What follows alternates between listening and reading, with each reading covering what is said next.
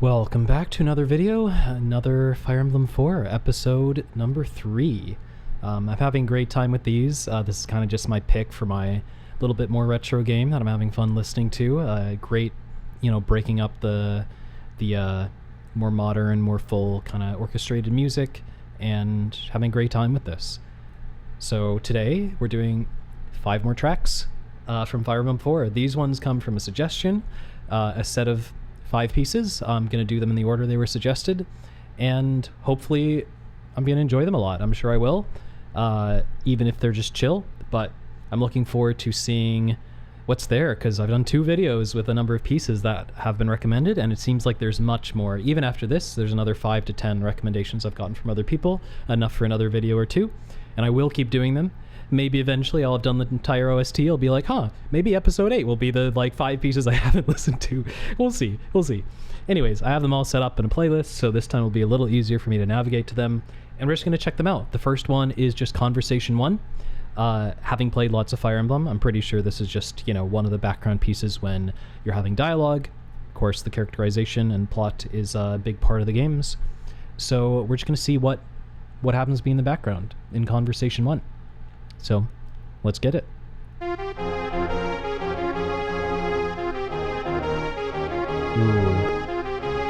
I love descending harmonies. I just love them.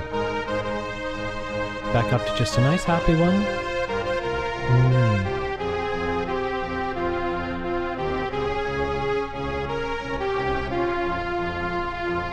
For such a simple, it's just background for the conversations, I feel as if the Fire Emblem games I've played, their conversation background pieces have not been this good. I mean, maybe it's just because I'm so focused on it here. Maybe they're all pretty good, and maybe this is actually very simple, but I don't know. I'm getting a lot out of it. To me, I would love to hear this orchestrated, played quite slowly by a full orchestral string section as part of a larger symphony. I just enjoy this writing. It starts with some descending harmonies coming down. It has some other chords that I really enjoy. Just satisfying. I use that word a lot, but I don't know, there is a physically satisfying feeling with some ways the music sounds and feels. But I'm gonna go back, listen to the start again, just appreciate, obviously a very simple string synth, primitive string synth, but I like the writing. Like I said, it would be cool to even hear it at a slower tempo with real instruments, because I think it's actually pretty good part writing. It's almost a little too interesting to be in the background of a conversation, but it probably fits the mood of a lot of them. It contains a couple different moods from the harmonies it's using, so it can support different types of conversations. Very useful. But yeah, I'm going to back up and listen again.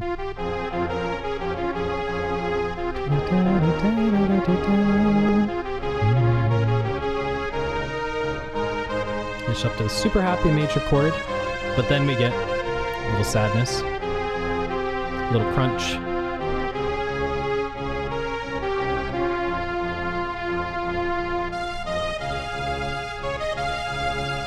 New melody.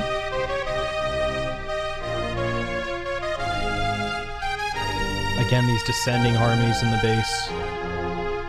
They were really great there, so it's used in multiple places.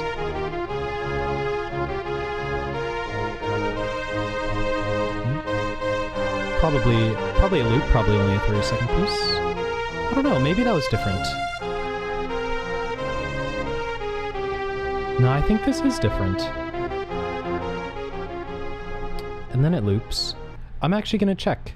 Before we move on, I'm going to check if that's the same. So that was at the and then the next part. And let me see if I can find the same motion later.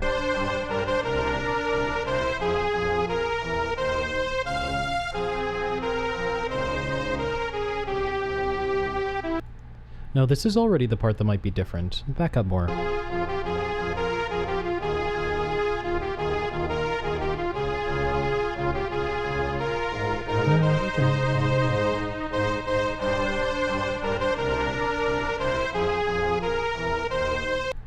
Yeah, I want to see. I can identify it because it has a chromatic step down on the bass here.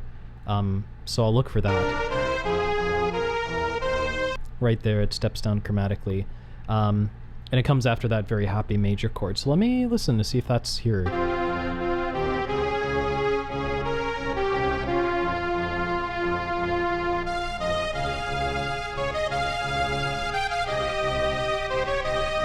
I might have missed the correct part.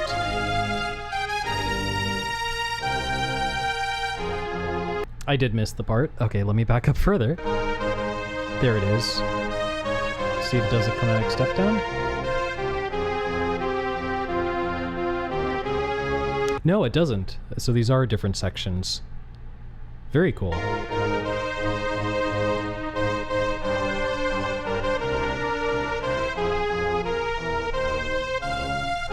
Yeah, that's different.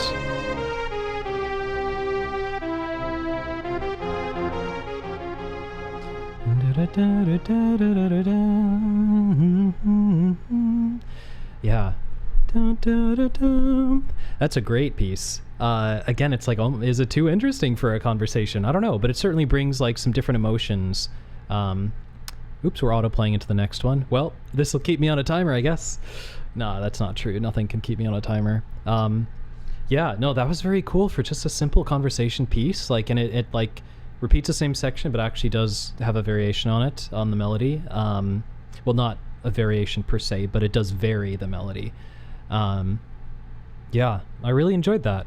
Just some, very direct like strings writing, but it was really enjoyable. Yeah, I would potentially get distracted by that in the game because it's great. But the next piece is Silesia Palace, or however you might pronounce that, or whatever it is in the Japanese. I did not check in advance here the Japanese names or any context, so I'm just going in pretty much blind from the titles and just hoping I found the right pieces. But Silesia Palace, maybe this is a map theme and you fight in it. You fight in lots of castles and palaces in Fire Emblem, or could be a location for narrative events without combat. Regardless, we'll check it out.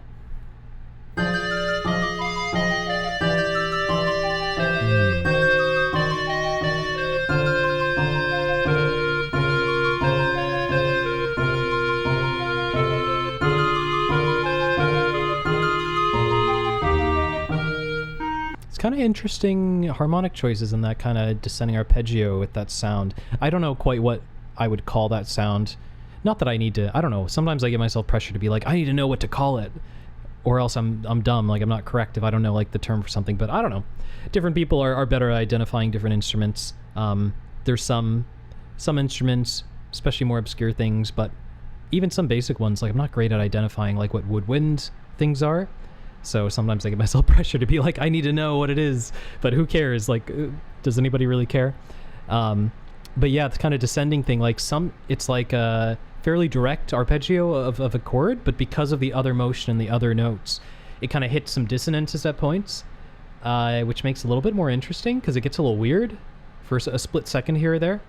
Which, I mean, sometimes happens when, like, say, like a new composer just like isn't too experienced and they don't line things up well in terms of their counter melodies and the layers harmonically. The vertical slice that's going on the piece is maybe a little imprecise, but I've seen the work of this composer on this game. I know it's going to be intentional. They know how this sounds, so I give them the credit of making it a little weird at a couple moments. Just the vertical slice of the harmony at some of these points is gets a little janky just for a moment. It doesn't always line up right, but that gives me in a literary analysis kind of sense, like that you could, write a paper on that in this piece and be like, oh, the fact that like kind of magical descending sound, it's like coming from the heavens, but every now and then it interacts with the earthly notes from the lower instruments in a way that actually clashes for a moment. And it's like, we look to the divine inspiration or the assistance from the gods, but sometimes it actually like doesn't quite, we see through it, or something goes a bit wrong. They don't answer our prayers. Like, you could really go into it with even something like that. So spark some thoughts like that. Obviously it's pretty excessive, but why not? It's fun. Start it again though. Just maybe 3 instruments going on. Again, we have a descending bass. Again, kind of a lament bass, which I love, and it's in a lot of pieces on the soundtrack.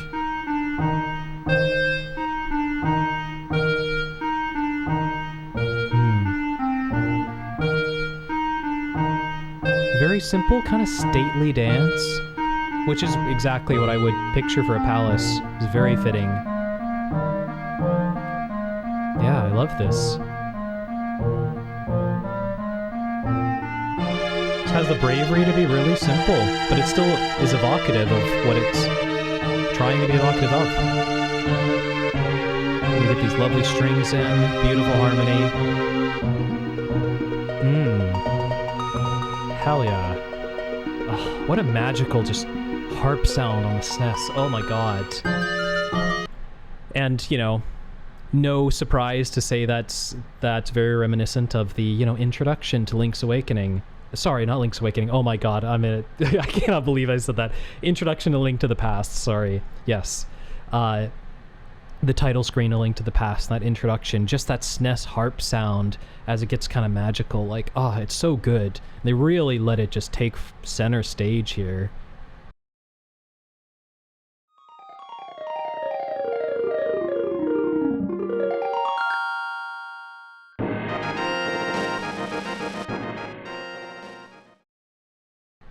It just, you know, sometimes you don't have to have 15 layers for a piece to be great in a soundtrack. And it doesn't even have to have modern sound. Just this SNES harp sound with a couple other instruments, this kind of slow, stately waltz that's set up with just maybe 2 instruments at a time. Really, really simple, but still immersive. And they just bring in, just let you bask in the enjoyment of the SNES harp sound. Like, come on, like that just is so nice. Such a nostalgic sound. Quite a bit of this reminds me of Link's Awakening, actually. It's very Zelda-esque, I would say, more than the other pieces. But I just love, like, how long they let this harp shine with just this kind of, you know, up and down kind of arpeggio. We're back to this with these kind of echoing notes that come down from above.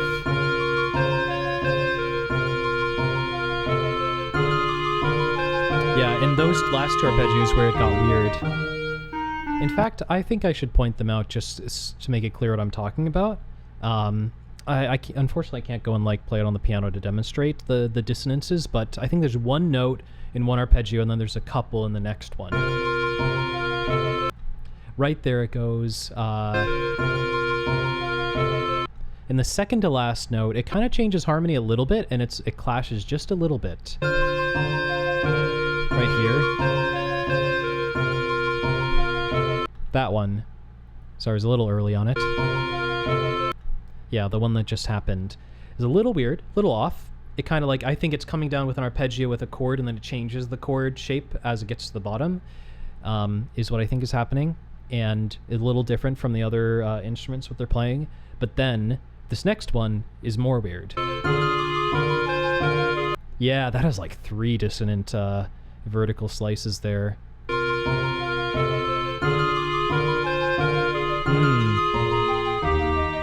And then it pretty nicely wraps up, but without any dissonance. But yeah, that one especially is just like, again, you could really like pull that apart analytically, find a lot of symbolism in it or meaning. You know, already talked about it, but hopefully you get the picture. Like, it's just fun. You could do that here, and it's like, again, the composer, I know they have the skill to write great music here. They are not messing that up by accident. They're not going like, oops, I guess I wrote an arpeggio. It sounds kind of wrong, but like, I don't know what I'm doing. Like, no, this is a choice. The rest of this piece is clear and comfortable, and a bit of one and a lot of another arpeggio there with that descending. I don't know if that's like a echo on a harp kind of sound. I wouldn't know exactly what to call it, actually. Somebody could tell me if you have a clear idea of like what that instrument is representing in this sound font, because it might just be escaping me, or I just don't know. I'm happy to... I love admitting when I don't know things, honestly. Great part of life. No clue. But especially, it's so bold there that it's like, of course it's intentional. And it just makes me think like, not everything is well at this palace, which is not a stretch, because I think you could say that about every single Fire Emblem game. I think you could say, something's not quite right at this palace. I think that could be said about every single Fire Emblem game at some point in its story. So I'm going to assume that's happening here. Something is not quite right. There's a little bit of corruption, perhaps, because that is quite a corrupted sound there for a moment. You know, a little off. Love it. Anyways, let's wrap this up. If I can, we'll see.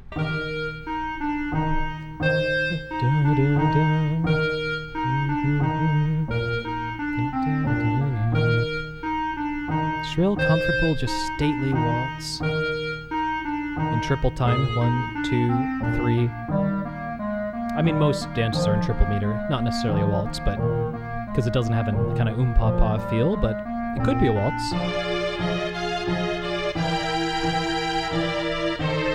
Just got these pizzicato strings in the bass just being plucked.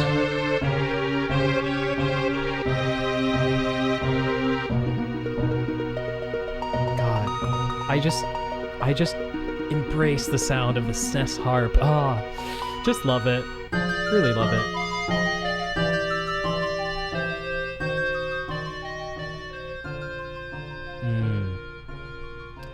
You know, I really shouldn't, I should not wait until the end here. Let me go real quick. Oh, start playing the next one. Sorry, hopefully this is not screwing with the perception of the production value here, but let me drop this into some chill nostalgia here before I forget, because it was kind of hard in the other videos to go back and remember which ones I wanted to include before. I believe that was how it was spelled. I'll fix it later if needed, but I'm putting that under chill nostalgia for sure. I would love to hear that again in a playlist. You know, even if it's really simple at times, it's like, I feel like it would become really catchy, actually. Like, I don't know, sometimes simpler is better. Although there's, you know, very rarely better and worse in music. There's some objectivity, and my God, is that a whole can of worms of the degree of objectivity versus subjectivity and the perception of musical quality.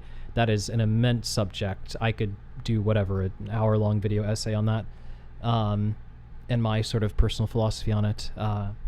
Anyways, the next track, 3 out of 5, is End of Despair.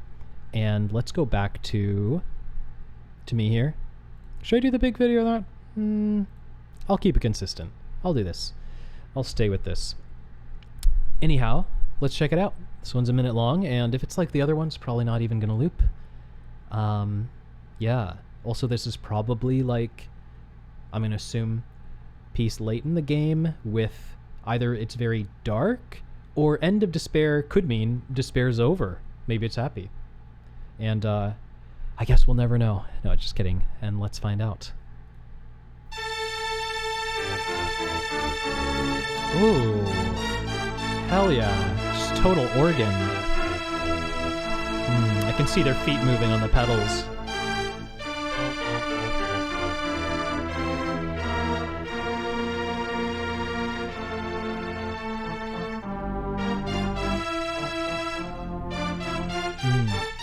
Little kind of call and response, and it comes into some counterpoint. Oh, I didn't expect this. Got these kind of trumpets in it.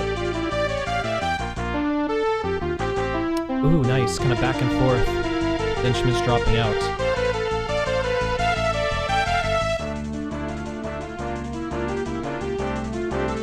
Oh, I love this climb. Oh shit! This wow, they really threw a lot at you at the end of this loop. Oh my God. I don't know how this feels when it loops because its sections are so different.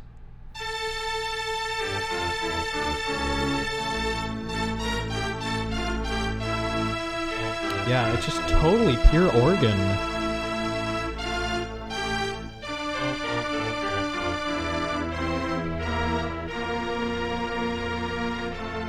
I'm just listening to the whole thing again.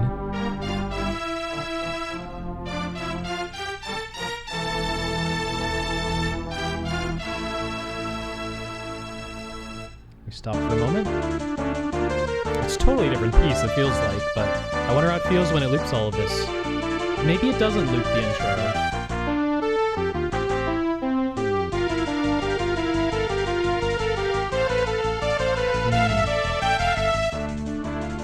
nice. I love that just ascending shape. And then if they do an ascension with a different shape. Like something they do here, they have one very simple da-da-da-da-da-da-da-da, and they climb with that. And then they climb in a similar way, but differently, with a different figuration. A different musical phrase that gets, you would call it a sequence. The same kind of cell of notes repeated in a way where they're kind of identical and just shifted, or only changed a little bit, an identifiable sequence. So it has a rising sequence of just these 3 stepwise descending notes, and then has a rising sequence which does, what does it do again?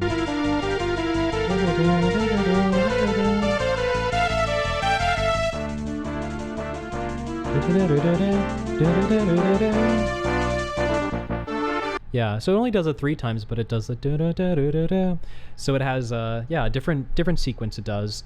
So it really gets into these rising sequences, gives us 2 of them, and they sound really good. And then it throws a lot right at the end of here. Oh shit, even that little... Even this kind of like little quick trumpet blare, this da-da-da-da-da, something like that. Yeah. That's like really cool. It's just a quick moment, but like great use of the brass there. Like it's really detailed. And then it has, these just layered arpeggios up, which sound amazing. Like I wish this was like a longer piece that had more use of that, because they really nailed it with that. Like it sounds so good. Yes. Oh, they give it to us twice in a row. Just this beautiful. Actually, if anybody's ever heard the Silver Surfer, like level 1 music, one of my favorites. It's so sick. Tim Follins, who, if you know Tim Follins, pretty much everything he touched was gold. He did like the Pictionary soundtrack, but Silver Surfer level 1, so good.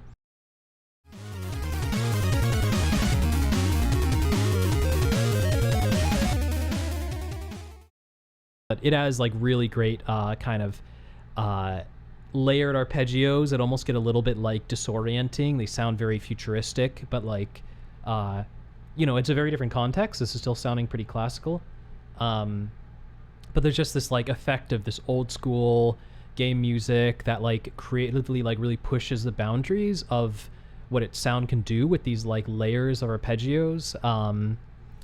And it really shines in that piece as it does in these moments here. Like it's one of the individual like techniques I've seen some great composers use that can really like make one of these older limited sound systems actually sound like more than it is. That seems to be like one of the sort of pieces of gold that some of the composers have struck upon, that I find similar between different things that have been made.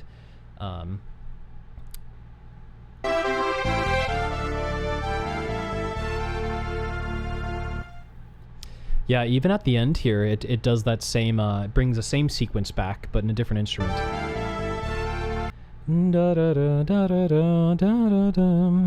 Yeah, it does the same one as before, just 3 times instead of more. But yeah, I'm really curious. Like, I might expect that the organ section plays once at the beginning, and then it's the loop point is actually just the piece that it builds into or transitions into. And then that's only going to be like a 30-second piece, so you're actually going to hear the stuff at the end like a good amount of the time, which is great because it deserves to be heard a lot.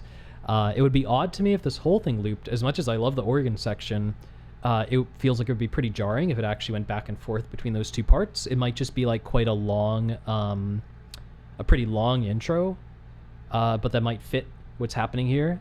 It might even be like a conversation into like a fight or a level where like it's kind of expected that the conversation is going to take a little bit of time to like progress through with the player, so it's like setting that scene. Might even be like a battle where there's a bit of cutscene-esque intro. Sometimes in the maps when they start in Fire Emblem, you're seeing like you don't have control, and it shows like some enemies come and spread out onto the map. It shows like a boss like take their place somewhere, but it's not necessarily a conversation. Maybe it's an extended intro to support something like that. Or again, maybe it isn't an intro and you do actually hear all of this like looped. Man, it's gonna be so fun for me to play Fire Emblem 4, having heard like the whole soundtrack like this. I'm gonna hear a piece and be like, hey, it's that piece, I know that. And then I'll be like, oh, they looped the organ. Oh, that'll be entertaining. All right, let this, I'm not sure how this playlist works. I think I have to go to the end and then it'll move on. And I'm gonna pause it real quick and look at what's next. Okay. The next piece, number 4, is from chapter 10 of the game. It has that information here, so I actually know.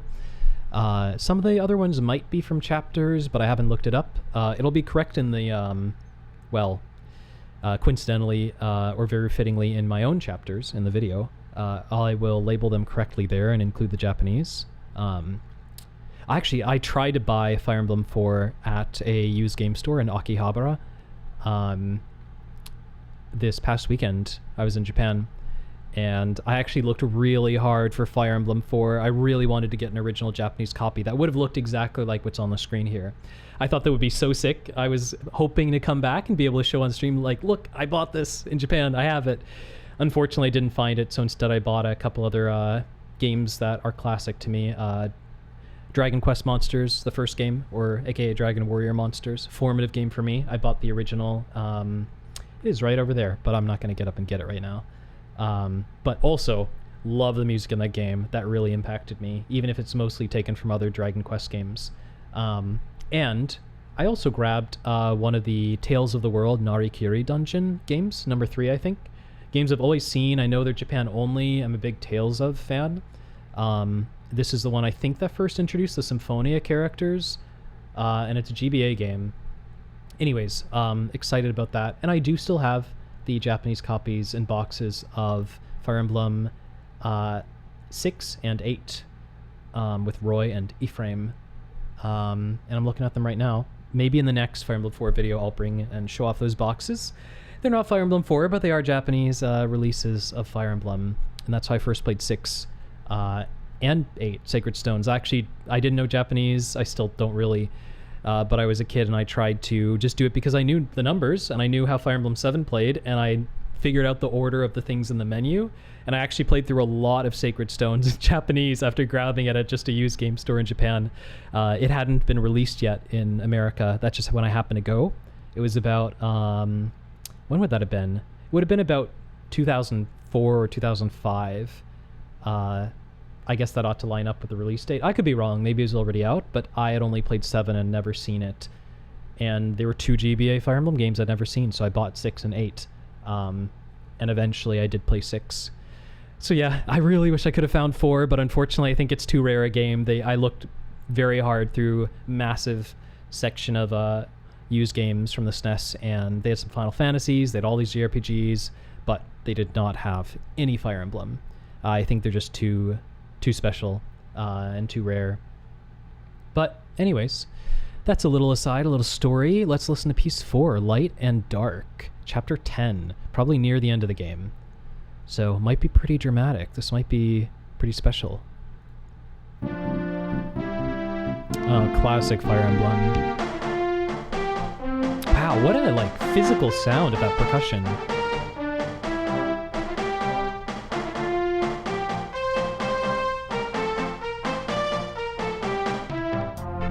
There's such a groundedness to the way that drum sample sounds. It's kind of different from other ones you would hear. It really sounds like somebody's just hitting some drum with a piece of wood. No offense to people who know their percussion better than I do. I would not know what exactly to call that. I just know it sounds pretty different from more immediacy to it than the drum samples you usually hear. Yeah, it's kind of interesting. And just with the horn alongside it, classic Fire Emblem sound. And then it's going to go into the next section. Ooh, yes.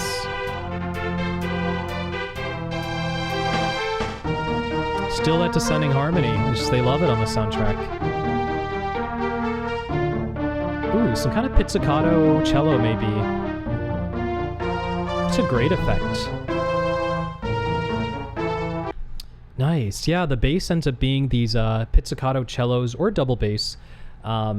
Just these upwards arpeggios, just plucking the strings with more than one instrument. Really good quality orchestrative writing, instrumentation. It creates a great like bass support that's interesting, also has its own unique kind of timbre. Yeah, and just got this kind of horn melody going on. It's a great layer of sounds. And it creates a very harp-like sound, and you could almost be like, oh, it's like a deep harp sound, but I'm pretty sure this is a section of double bass or cello doing pizzicato plucking, which is, you know, not rare in symphonic writing, but it in this kind of context in a game, I feel like it's not used that much in this way, and I really like it.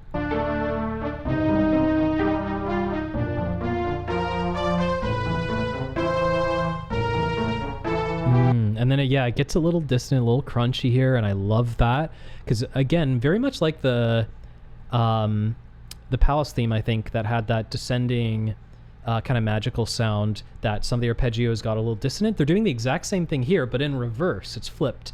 They have these pizzicato low strings that are doing an upwards arpeggio, and they get to a point where they make them pretty dissonant. Although I would say the dissonance here is more stable.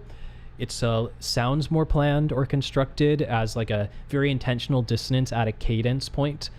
It's building towards a harmonic resolution, or at least building to like a half cadence to let go and move on. But it building up that dissonance in a more traditional way, where the other one was more like kind of suddenly and unusual.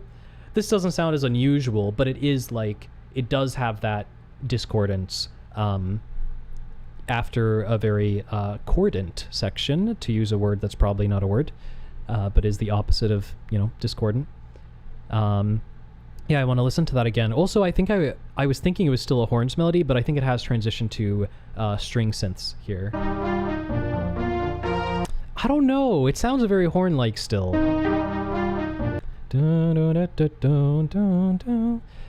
Yeah, I don't know. It's like in between horns and strings. Obviously, with a synth, you could do that. You could have it sound kind of like both. But I don't know. I do like to think about what the composer's imagining they're orchestrating, especially if they have education and experience and practice of instrumentation and orchestrative writing. Then like that really matters. It informs how they write, because they're thinking of like, how would I use these instruments if I was writing something like a symphony? How to use the orchestral force as well. How to write something that could actually be performed by a live orchestra if that was part of the recording process for the soundtrack. But most importantly, it affects how you write for the instruments. There are tons of soundtrack composers now who are incredible, but, you know, like me, don't actually maybe have a wealth of experience of exactly what every instrument really does or how it's used, and more know how they'd like it to sound. And with digital audio workstations and samples, can make instruments play in ways that they don't quite play organically. And that's just a nature of the evolving technology, right? You can't fault anybody for not going and getting this whole kind of traditional skill set when they can know what they want things to sound like, and they can use the instruments very well, but just in a way differently than an experienced symphonic orchestrator would, who say, you know, is close friends with a cellist, or like plays a few different instruments themselves and has studied and knows like this instrument typically plays in these ranges. This type of motion or technique, playing this kind of arpeggio on this instrument is actually really awkward, or this is very typical or comfortable. You know, this is really stretching what a performer would actually do, or this would be maybe too much to expect a whole section of performers in a professional orchestra to really consistently play. Maybe it's a little too hard, even if it's feasible. So there's all kinds of like considerations that I would never be able to keep in mind. I don't play any other instruments and find them very difficult. Keyboards are the thing for me. They work for my brain and my hands.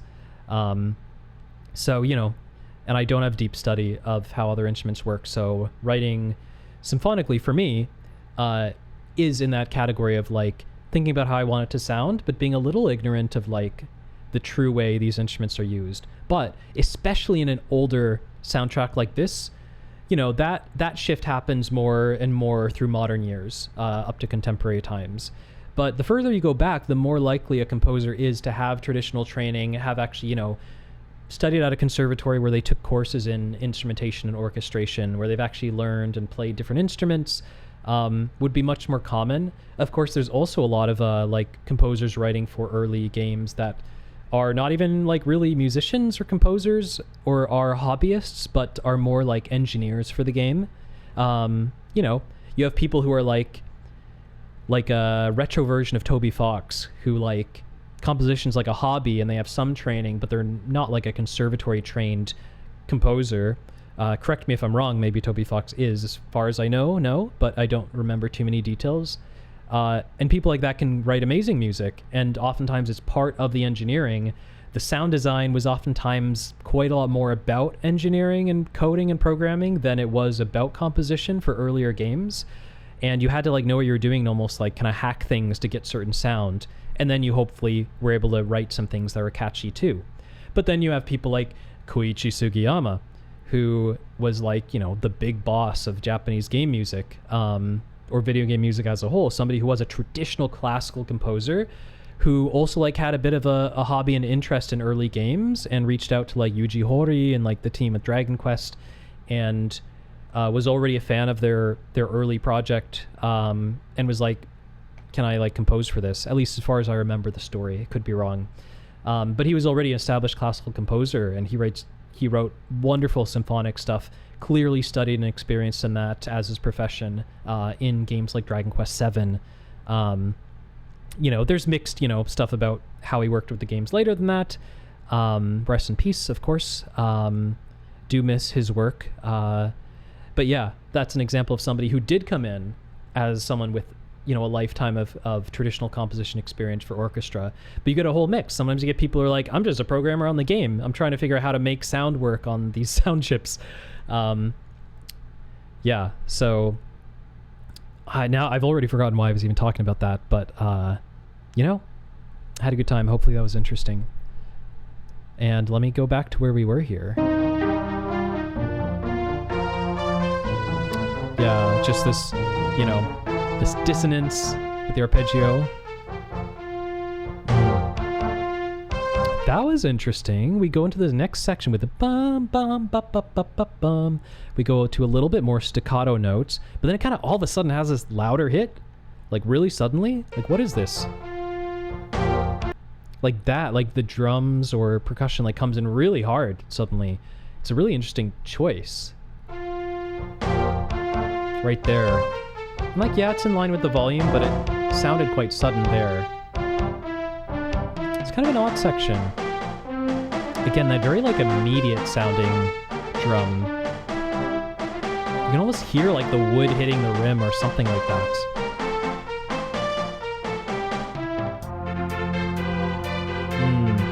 And this to me is like kind of Final Fantasy Tactics. Protects a good advance.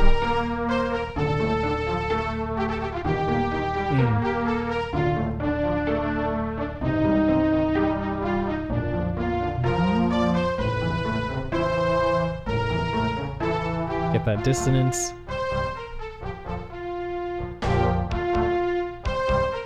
It's so funny. It comes with this bass drum and like it's so loud. It's like really in your face. It's kind of a funny choice. I mean, it doesn't actually sound comedic. It's just like funny in terms of it's kind of curious. Like a number of very interesting like individual choices in this piece. Yeah, man, I'm enjoying this a lot.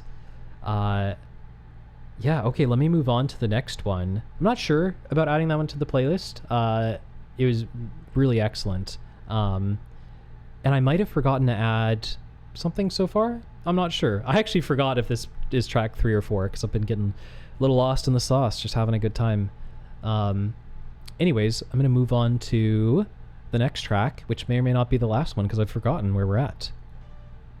I think it takes 5 seconds to move on in the playlist with the way I've got it set up. There we are. Okay, so we're on to the next piece, which is Victory 2. I think this is the 5th one. I remember this being the last one. So I don't know what this is. If it's like a, you know, you win the battle kind of music, which I'm curious what that would be. But it could also be something different. And as these are like kind of localized names from the Japanese soundtrack, not always immediately obvious what the title means, or the context in the game. It's maybe not as clear as if they like renamed everything officially. But I'm gonna guess this is, you know, Victory 2, so it's a later game after you win a battle. But it's 1.5 minutes, which is longer than some of the tracks here. So let's check it out. Yeah, sounds a lot like some of the parts of the last track.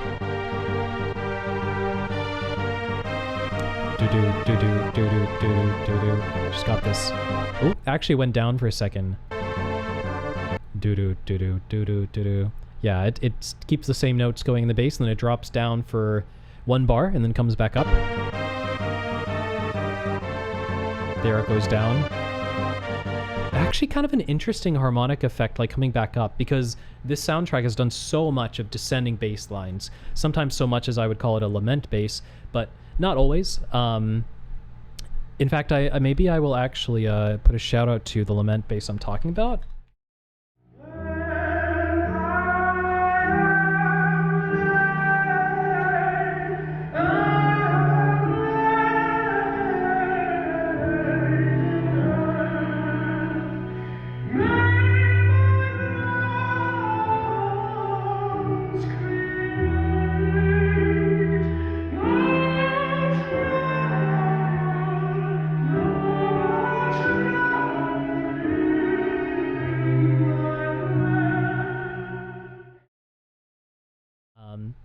But yeah, sometimes is as much and as impactful as it literally like screams lament bass. Other times just a general harmonic motion. They are doing a lot of stepwise descents that I would say counts as, 3+ notes descending in the bass line that affect the harmony. They affect that vertical slice. And they seem to be a huge fan of it in the soundtrack. I feel like it's used much more commonly than typically I see, and it's one of my favorite things. And so when it does that, it has a repeated bass note, and then it goes down for one bar.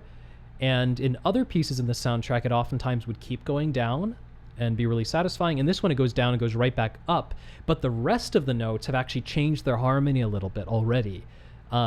They've changed it as if it keeps descending. So I almost feel like you're expecting, harmony up here in bass, and this is like going down, and this shifts, and then goes down again, and this shifts again. To create a different slice. But in this case, it's like it starts here. Sorry, I can't see where I'm on the camera. Hopefully this works. It starts here, then the bass drops down a bit, and this changes, but then it comes back up, but this still changes the way you would expect it to if it had gone down. So it almost sounds like a quite unusual harmony when it comes back up. Let me find it again. Like that, it just like, not necessarily that it sounds too weird, but it sounds a bit odd just to our ears. We're kind of expecting a more usual harmonic progression. The fact that it almost kind of like goes backwards harmonically for a moment does make it feel a little bit like it's not the progression we're expecting. I know this is a very subtle thing kind of to point out here. This is so minor, like probably, kind of odd to even stop here and talk about it, but it stands out to me, just especially somebody who thinks about what goes into these choices, and like would I ever write music like that? Like when I think about it from that perspective, it makes me notice certain things. Anyways, but we'll continue.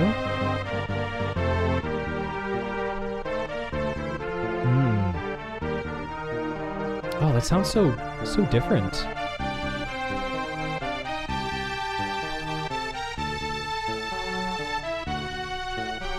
Oh, I love that bass. Do do do do do do do.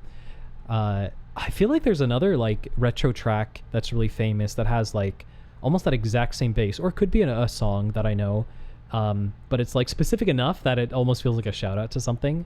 Though honestly, this could be older than whatever I'm thinking of. Anyways, let's continue.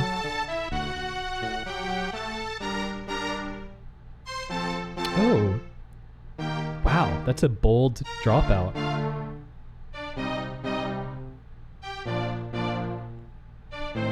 Yep, and again we've got a descending bass. There's a typical cadence there, but yeah, it had a long descending bass. And here it has the one step down, back up. Down again. And then back up.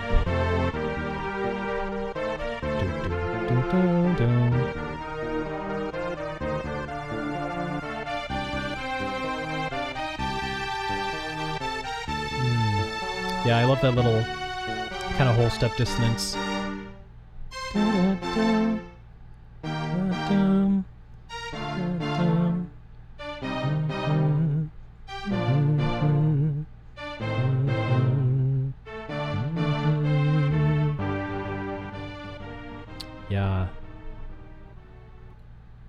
and that was super cool. I feel like I can't add too many of these to playlists, or I'm gonna have like a ton of stuff here. So I'm trying to pick at least one track from each, and I think the one I picked here, which was Silesia Palace, was the one that stood out to me the most immediately. Is like I would like to keep hearing that in the future. But I really liked all these tracks. If you couldn't tell, I talked about them quite a bit. Definitely a long video. Had a lot of fun. Had a blast. Had some fun, tangents into some, music philosophy and some commentary and stuff. So hopefully that was enjoyable. Yeah, I look forward to doing an episode 4. This is episode 3 of the series. And yeah, next time I'll show off some of these Japanese GBA Fire Emblems I have, just for fun. And I'm going to edit in, you'll hopefully see in this video, edit in some of the shout outs to the music that I was referencing. I think I'm going to try to start doing that more. And if you hear this part and you notice that, please let me know if you think that's cool. If you think you felt like it added a lot to hear the little moments of music that I'm actually referencing in these associations I have. Because if that's well received, if people find that really fun and valuable, then I would love to keep that in mind in each video, take a little timestamp and edit in where I can. I mostly do these unedited because I'm comfortable speaking for a long time on these topics. And honestly, as a beginner to this, it lowers the amount of friction I have, the amount of resistance I have to doing content. I have a lot of anxiety and fear and resistance around, making videos like this. It's taken me years. I've been thinking about doing this for 8 years, genuinely. And part of the only reason I could get started is because I said, I'm just going to shoot it, not care, drop the unedited raw file into YouTube and see what happens. So now I'm starting to edit a little bit, but kind of most bang for buck kind of thing. I'm going to edit in some moments of music, and yeah, just let me know if you like it. But I'm excited to do more Fire Emblem 4. Every video has been a banger. This is a great time. It's kind of funny. I've got it's one of my least viewed videos, both of them, but the most interacted with. It's really fun to me that I found multiple people, a small handful who love this. I love this. And so there's a lot of comments. I think the comment to view ratio is crazy on these videos. They got 60 views and 10 comments. This is very fun. I think it's so cool to find this little niche, and I hope that you guys have a great time checking these out and watch me appreciate this just great SNES music. And as I learn more about it, I'm also interested in learning more about the composer. I might look it up myself, but if anybody would like to share what they know or research a little bit and add some context into some comments here, I would love to read them and learn more about the composer, their work, their composition for the games. I think there may have been one comment already about that, but I would love to learn more now that I'm listening to so much of it. But yeah, this will be my kind of retro project for a little while until I get through a lot of it. Thank you so much for the suggestions. I'm going to stop yapping now, and I'll see you in the next one. And I probably will use more suggestions here. I think I'll probably be using... I did these ones here. I think I'm going to use these from Kayoyo, and might do these 6 next. Or I might do these 3 in one video with the leitmotif. Maybe these 4 plus this, perhaps, in a video with 5, and then these as 3. But yeah, that's what you might see. And at some point I'm going to make a cool little website to do all this stuff, also to manage suggestions. But for now, pretty bare bones. Not the most beautiful spreadsheet, but it is what it is. And yeah, this outro has been, an hour long, so I will see you in the next video. Please have a wonderful day, and thank you for watching. See you again soon.